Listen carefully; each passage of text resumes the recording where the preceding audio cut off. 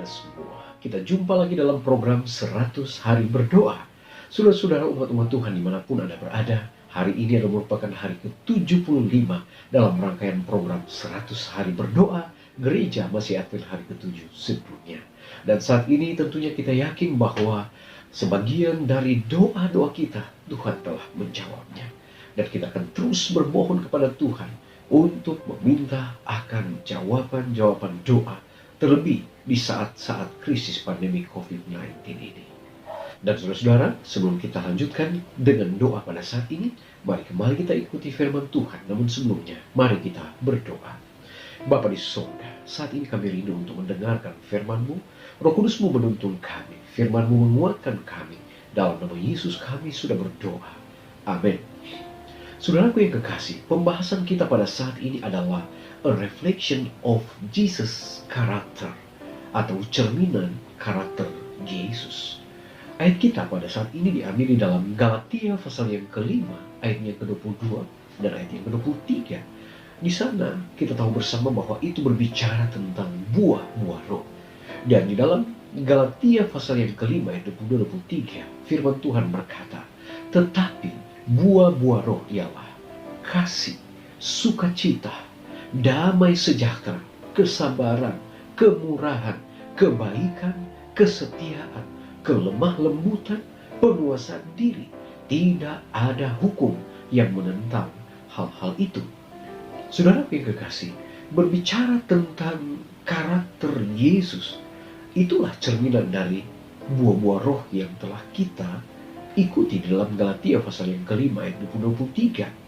Saat Yesus datang ke dunia ini, buah-buah roh ini adalah merupakan praktik kehidupan yang telah dia implementasikan dalam kehidupannya sehari-hari. Mari kita lihat apa arti dari karakter. Karakter atau watak, menurut Wikipedia, adalah sifat batin yang memengaruhi segenap pikiran, perilaku, budi pekerti, dan tabiat yang dimiliki manusia atau makhluk hidup lainnya. Jadi, orang yang memiliki karakter yang sesuai dengan Yesus, maka otomatis itu akan memengaruhi segenap pikiran, perilaku, bahkan budi pekerti, dan tabiat. Kita tahu bersama bahwa tabiat adalah sesuatu yang harus kita bentuk di dunia ini. Tabiat harus dibentuk sejak kita berada di atas dunia ini. Mengapa?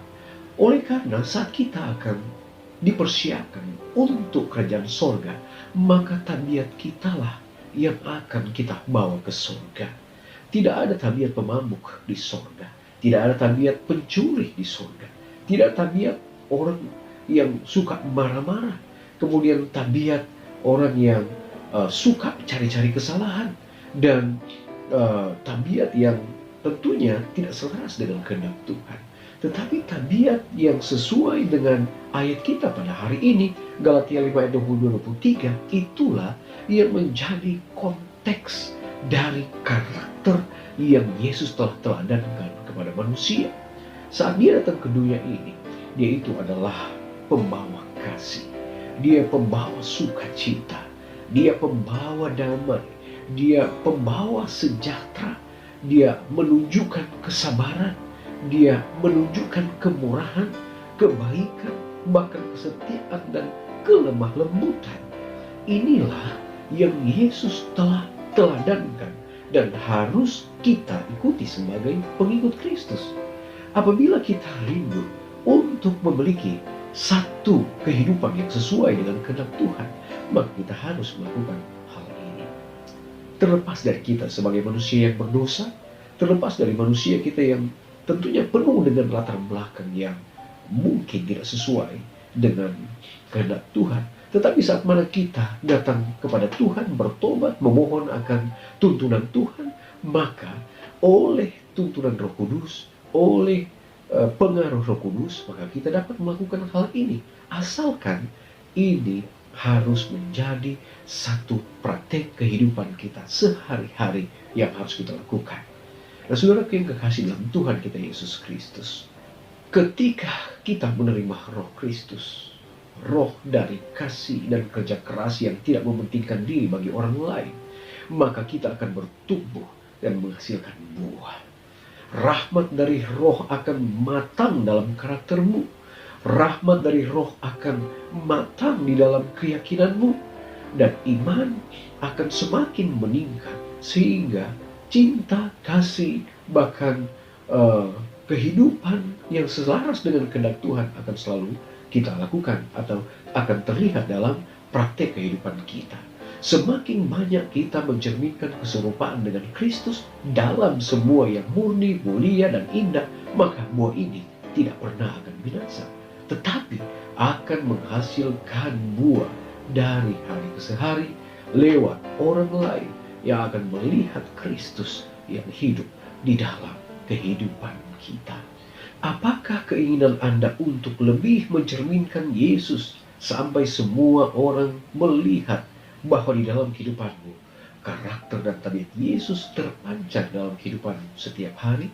Jika hal itu adalah merupakan keputusan Anda, maka saat ini mari kita minta kepada Tuhan agar kehidupan kita, kehidupan saudara dan saya boleh mencerminkan karakter Kristus. Adalah doa dan harapan kita saat ini. Amin. Baik saudara-saudara, kita akan datang pada doa saat ini. Ada beberapa pokok doa yang kita akan doakan. Di antaranya kita berdoa untuk para pendeta, penatua, dan pengkhotbah di seluruh dunia yang terlibat dalam berbagai upaya penginjilan online. Kemudian kita berdoa untuk gereja di Islandia, oleh karena ada sedikit anggota di sana dan tentunya negara ini sangat sekuler.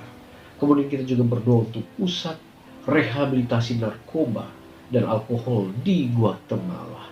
Dan yang terakhir kita berdoa untuk restoran vegan Advent di Byron Bay, Australia.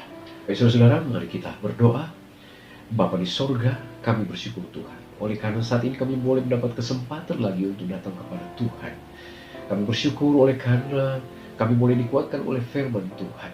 Mengajak kami untuk menghidupkan satu kehidupan yang sesuai dengan kehendak Tuhan. Mempraktekkan buah-buah roh. Sehingga kami boleh memiliki karakter dan tabiat sesuai dengan kehendak Tuhan. Pada pokok-pokok doa saat ini kami berdoa Bapa, biarlah Tuhan memberkati pendeta-pendeta, umat-umat Tuhan, bahkan institusi-institusi yang saat ini sementara menjalankan penginjilan lewat online. Kiranya Tuhan berkati usaha-usaha ini, boleh menggunakan jiwa, boleh menyiapkan jiwa-jiwa bagi hari Maranatha. Kami juga berdoa ya Bapa, untuk umat-umat Tuhan yang berada di Islandia, di mana sangat sedikit umat-umat Tuhan di sana. Dan di mana negara ini sangat sekuler, mereka membutuhkan akan campur tangan Tuhan agar mereka boleh menjangkau sebanyak mungkin orang yang boleh ditobatkan. Kami juga berdoa Tuhan untuk pusat rehabilitasi untuk narkoba dan alkohol yang berada di Guatemala. Tuhan berkati akan kegiatan ini. Kami percaya ada kurang lebih 1.500 jiwa yang sudah dibaptiskan sejak 9 tahun yang lalu. Kami yakin Tuhan akan bantu, Tuhan akan campur tangan, semakin banyak yang boleh ditobatkan.